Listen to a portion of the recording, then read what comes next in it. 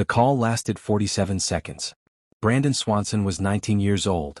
He was driving home on a county road in rural Minnesota. He called his parents to tell them his car was in a ditch and he needed a ride. His father stayed on the line. They talked for 47 minutes while his father tried to drive to him. Then Brandon said something strange. "Oh shit." And the line went dead. His father tried to call back. No answer. He drove to the area. No car. No Brandon. No footprints. No blood. No sign that any person had ever been there at all. Brandon Swanson has never been found. That call, 47 minutes of a young man's voice, alive, talking normally, describing a normal problem, is now one of the most analyzed audio recordings in the history of missing persons investigations. And Brandon is not alone. Across dozens of cases that have never been solved, the last confirmed proof of life isn't a photograph. It isn't a text message. It's a voicemail. A phone call. Audio. A voice on a line still talking right up until the moment it stops. What investigators have discovered when they study these recordings changes how you hear them entirely. In Marshall County, Minnesota, on May 14, 2008, Brandon left a friend's party around 1:30 in the morning. He was sober. He made that clear on the call. His route home was familiar. But somewhere on County Road 6, his car left the road and came to rest in a ditch. He couldn't see a house. He couldn't see a landmark. He told his father he was walking, trying to find something recognizable. For 47 minutes, his father listened to his footsteps. Brandon described what he could see in the dark. Trees. A field. He thought he was getting close to town. His father was in a truck, driving the area, talking back to him on speakerphone. At some point, Brandon said the lights of Lind were visible up ahead. When search teams later checked, the town of Lind was nowhere near where his father had driven. Whatever lights Brandon saw, they weren't Lind. Then he said, "Oh shit." Then nothing. The phone was not disconnected. It stayed active for nearly a minute of silence before the call finally ended. Search dogs later found a trail that led to the Yellow Medicine River. The trail ended at the riverbank. The river was dredged. Brandon was not there. He remains a missing person to this day. The only evidence that he was ever on that road is 47 minutes of audio in which he sounds completely calm, completely alive, and completely unaware of whatever was about to happen. When cases like Brandon's are formally reviewed, investigators and forensic audio analysts focus on several specific elements in final recordings. First, the content of the conversation. Not just what the person says but what they don't say. Researchers have noted that in many missing person calls, there is a marked absence of references to other people.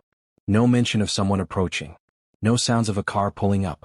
The silence of certain sounds becomes as significant as any noise. Second, background audio. Ambient sound in these recordings has broken cases. Wind direction. The kind of rustling that suggests movement through a specific type of terrain. The absence of traffic on what should be a busy road. Audio forensics can sometimes establish position more precisely than GPS in areas with poor signal.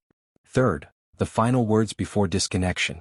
In a significant number of cases involving calls that end abruptly, the final utterance follows a consistent structure. A short, reactive phrase, spoken quietly, directed at something outside the speaker's field of awareness. Not a full sentence. Not a complete thought. A reflex.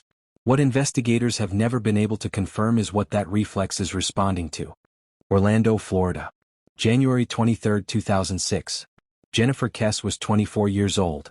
She was a finance manager. She had just returned from a vacation in St. Croix 2 days earlier and was back at work, back in her apartment, back in her routine. She called her boyfriend the night before she disappeared. The call was normal. She talked about work. She talked about unpacking. She was tired. She said goodnight. The next morning, her co-workers reported her absent. She had never missed a day without calling. Her car was found 2 days later, parked in a townhouse complex about a mile from her apartment. CCTV footage from the complex showed someone walking away from Jennifer's car and leaving the complex on foot. The figure walked in a way that deliberately used fence posts to block their face from the camera. In every frame, at every angle, the face is obscured. The person in that footage has never been identified. Jennifer's phone showed a final outgoing call. To her boyfriend. The night before. He heard nothing unusual in her voice. This is one of the most consistent and most disturbing elements across cases in this category. The last call sounds normal. Not forced. Not frightened. Not like someone saying goodbye. Normal. Investigators who study missing persons communications have described what they call the comfort call. a final, ordinary contact that gives the missing person's loved ones a false sense that everything is fine. These calls do not always precede abductions. They do not always indicate foul play. In some cases, they precede accidental deaths, in which case the normalcy of the final call is simply a final moment of normalcy. But in cases where the circumstances of disappearance remain unknown, the ordinary quality of the last voicemail or call becomes its most unsettling feature. It means one of two things. Either the person had no idea what was coming, or they did, and they chose not to say it out loud. Columbus, Ohio. April 1, 2006. Brian Shaffer was a 27-year-old medical student. He went out with friends to a bar on High Street near Ohio State's campus. He was captured on CCTV entering the bar at approximately 1:55 in the morning. He was never captured on CCTV leaving. Bar staff confirmed that he was seen talking to two women near the front entrance around 2 a.m., just before closing time. Witnesses saw him headed toward the door. Every exit of the bar was covered by working cameras. Brian Shaffer does not appear on any of them going out. His phone showed no calls after that night. But his girlfriend at the time, Alexis Walagora, reported that he had left her a voicemail earlier in the evening, around midnight before things became complicated. She described it as a typical call. He was happy. He mentioned he loved her. She listened to it, she said, many times afterward, looking for something she might have missed. She never found it. Brian Shaffer has never been found. No body. No confirmed sighting. No explanation for how a man disappeared from a building with covered exits, leaving behind only a voicemail his girlfriend describes as the most ordinary thing in the world. February 14, 2000. Valentine's Day. 9-year-old Asha Degree left her family's home in Shelby, North Carolina, in the early morning hours, somewhere between 2:30 and 4 a.m. She walked out into weather that was by all accounts stormy enough to keep adults indoors. Asha left no voicemail. She made no call. She was 9. But she was spotted. Multiple independent witnesses, drivers on Highway 18, saw a young girl walking alone in the dark and the rain. One motorist stopped and opened their car door. Asha ran into the woods. She ran away from the person who stopped to help her. Why did she run from help? Her backpack was found a year later, buried in a shed along a highway, wrapped in a bag. There was no explanation for how it got there. Asha Degree has never been found. There is no final call in her case. But investigators have noted that its absence is its own kind of evidence. A 9-year-old who left voluntarily, who ran from help, suggests either extreme fear of something at home, or prior contact with someone outside the home that she trusted more than a stranger's headlights on a wet highway. Either interpretation is disturbing. Here is what the voicemails don't tell us. They don't tell us whether the caller was afraid. They don't tell us whether someone was nearby. They don't tell us whether the ordinary quality of the final conversation was genuine, or was performed. But forensic linguists have noted something that gets less attention than it deserves.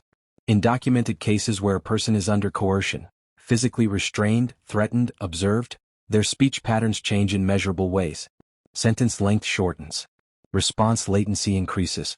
Specific types of qualifying phrases appear: I'm fine, everything's okay, don't worry, unprompted in contexts where those assurances were not requested.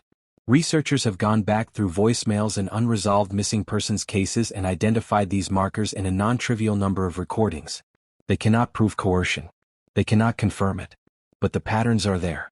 The most ordinary sounding call may be the one that required the most effort to make sound that way. There is one more element that investigators focus on in these recordings: the moment of disconnection. In calls that end abruptly, a sudden noise, a sharp exhale, a cut, the analysis is obvious. Something happened. But the more common pattern in unresolved cases is different. The call ends normally. Talk to you later. Love you. Okay, bye. And then silence. No follow-up call. No return call. No text. Just the last normal thing followed by nothing. In those cases, investigators are not looking at what the person said at the end of the call. They are looking at what the person did not do after it ended. A missed callback. An ignored message. A phone that rang and was never answered again. The voicemail is not always where the disappearance begins. Sometimes the disappearance begins in the silence immediately after the call. Brandon Swanson called home because he needed help. He talked for 47 minutes. He said, "Oh shit." And then the silence started. The silence is still going. There are currently over 90,000 active missing persons cases in the United States at any given time. Many of them have final calls. Final voicemails. Audio recorded in the last minutes or hours before someone ceased to be findable. These recordings are stored, analyzed, listened to, not because they always contain answers, but because sometimes, in the background noise, in the word choice, in the length of a pause, they contain a question that hasn't been asked yet. Every person on this list was alive the last time someone heard their voice. They were talking about normal things. A ditch on the side of a road. Being tired. The apartment they were happy to be back in. The bar they were about to leave. We still have their voices. We still don't know where they went.